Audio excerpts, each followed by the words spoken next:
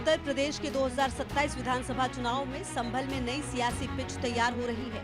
इस पिच में आमने सामने मुसलमान हैं। आप कह सकते हैं कि अगले साल होने जा रहे विधानसभा चुनाव में संभल में मुसलमान उम्मीदवार के सामने मुसलमान उम्मीदवार होगा, यानी टक्कर कांटे की होगी।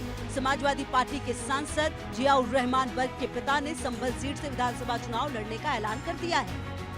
मेरी तो इंशाल्लाह तैयारी है, मैं और पूरी तैयारी है। इंशाल्लाह मैं इलेक्शन लड़ूंगा संभल में। किस पार्टी से चुनाव लड़ेंगे? मैं तो समाजवादी में हूँ। पार्टी टिकट नहीं देती तो क्या करेंगे? मुझे तो पूरी उम्मीद है इंशाल्लाह यहाँ मेरे साथ आवाम है और इंशाल्लाह मुझे ही टिकट मिलेगा, पूरी उम्मीद है। सुहेल इकबाल भी दावा कर रहा है कि समाजवादी से लड़ेंगे, उनके पिता ने ऐलान भी किया है। हाँ, ये दावा करने को तो कोई भी कर देगा, लेकिन ये तो वक्त बताएगा। दावा तो और भी कर सकते हैं, कोई भी कर सकता है। आपके तो मामला सही हो गए हैं, फिर भी आप जी, आपके मामला सही हुए हैं, अब आप फिर भी खड़े हो। मामलात क्या उनके उनसे मामलात, देखिए मामलात का होना वो अलग बात है, लेकिन ये मामला दूसरी टाइप का है। इसमें जो है ये नहीं देखा जाता ये मेरा दोस्त है या मेरा भाई है, बहन है या और कोई है या और कोई रिश्तेदार है। इसमें ये देखा जाए कौन नुमाइंदगी कर सकता है आवाम की सही तरीके पर। संभल से मौजूदा विधायक इकबाल महमूद हैं। इकबाल भी समाजवादी पार्टी से हैं, यानी जो मौजूदा समीकरण बन रहे हैं उसके मुताबिक संभल से एसपी सांसद के पिता एसपी विधायक को चुनौती देंगे। वर्ग ने दावा किया कि विधायक इकबाल महमूद से जनता नाराज है। सांसद के पिता ने एसपी से चुनाव लड़ने का ऐलान कर सियासी हलके में हलचल मचा दी है। संभल में विरासत की जंग, बर्क परिवार बनाम नवाब परिवार, धड़ों में बटी रही संभल की मुस्लिम सियासत। एक और तुर्क बिरादरी का प्रतिनिधित्व करने वाला बर्क परिवार, दूसरी तरफ पठान अभिजात वर्ग का चेहरा नवाब इकबाल महमूद। दोनों ही नेता समाजवादी पार्टी से हैं।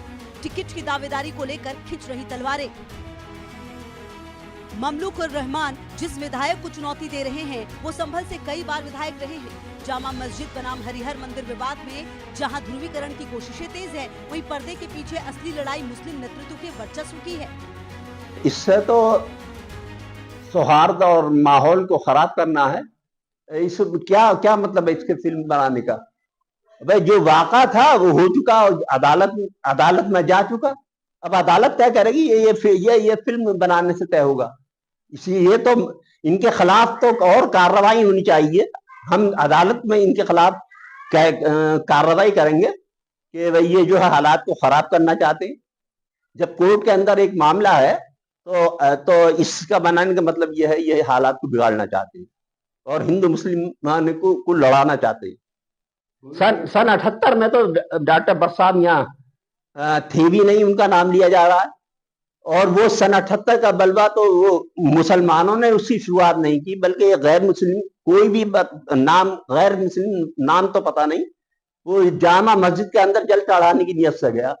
अब वहां पर इमाम साहब रहते थे, वहां सोते थे, तो इमाम साहब की आंख खुली तो उन्होंने मना किया, तो वो नहीं माना तो उन इमाम साहब को उसने धारदार चीज मारकर शहीद कर दिया। उनकी कब्र वहां जामा मस्जिद में अभी तक बनी हुई। ममलूक उर रहमान वर्ग के दावे के बाद समाजवादी पार्टी में कलह मचती दिख रही है। संभल में तुर्क और पठान समुदायों के बीच का समीकरण ही तय करता है कि ताज किसके सर सजेगा। 2027 में ये दरार और गहरी हो सकती है। समाजवादी पार्टी में मची कलह का फायदा बीजेपी को मिल सकता है। हालांकि बीजेपी अभी वेट एंड वॉच की स्थिति में लगती दिख रही है। संभल में नए धार्मिक विवादों ने हिंदू वोटों को एकमुश्त बीजेपी की ओर ढकेलने का काम किया है। संभल की गलियों में चर्चा इस बात की नहीं कि कौन जीतेगा, बल्कि इस बात की है कि अपनों की इस जंग में नुकसान किसका होगा। Bureau report, India news.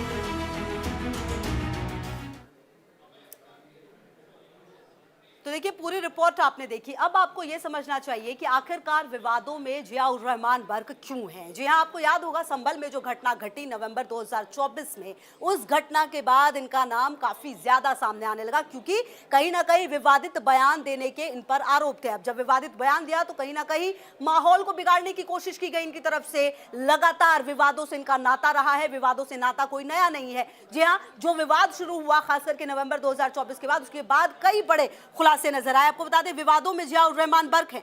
Jama Masjid सर्वे विवाद के दौरान भड़काऊ बयानबाजी का आरोप है। नवंबर 2024 में संभल हिंसा को लेकर दर्ज एफआईआर में ये नामजद हैं। शांति भंग करने, सरकारी काम में बाधा डालने के कई मामले दर्ज हैं। प्रशासन पर एक तरफा कार्रवाई, मुस्लिम उत्पीड़न का आरोप लगाया है। मंदिर मस्जिद विवाद पर कई बार सोशल मीडिया पर इन्होंने विवादित पोस्ट किए हैं। विवादित बयानों को लेकर भी कई बार इनको कानूनी नोटिस दिया गया है। दिसंबर 2024 में उनके संभल के आवास पर बिजली विभाग की रेड देखने को मिली थी। बिजली चोरी के आरोप में 1.91 करोड़ रुपए का भारी भरकम जुर्माना लगा। दिसंबर 2024 में ही आवास के आसपास अवैध कब्जे का आरोप है। प्रशासन ने घर के बाहर अवैध कब्जे को बुलडोजर ढा दिया। प्रशासन ने घर के बाहर अवैध कब्जे को बुलडोजर से ढहा दिया। अवैध निर्माण के मामले में 1.35 लाख रुपए का जो जुर्माना है वो सामने आया है। तो ये जानकारी आपको दे दें, जहां पर आपको बताएं कि ये पूरा मामला जब सामने आया है तो अब नाम एक बार फिर जियाउर रहमान बर्क का सामने आया है। और आपको बताएं कि और देखना यह है कि आने वाले समय में अब किस तरीके से इस पूरे घटनाक्रम में जो काम है वो होगा। लेकिन फिलहाल आपको बता दें कि विवादों में नाम एक बार फिर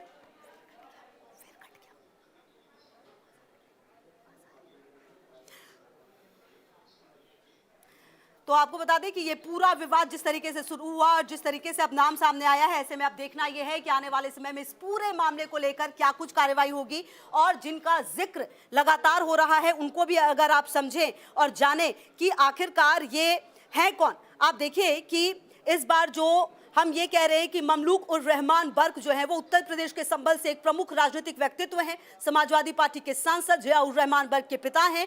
वो पूर्व दिग्गज सांसद स्वर्गीय शफीकुर रहमान बर्क के पुत्र हैं। आपको बताएं संभल के वर्तमान सांसद जियाउर रहमान बर्क के पिता और संभल से कई बार सांसद रहे स्वर्गीय डॉक्टर शफीकुर रहमान बर्क के बेटे हैं।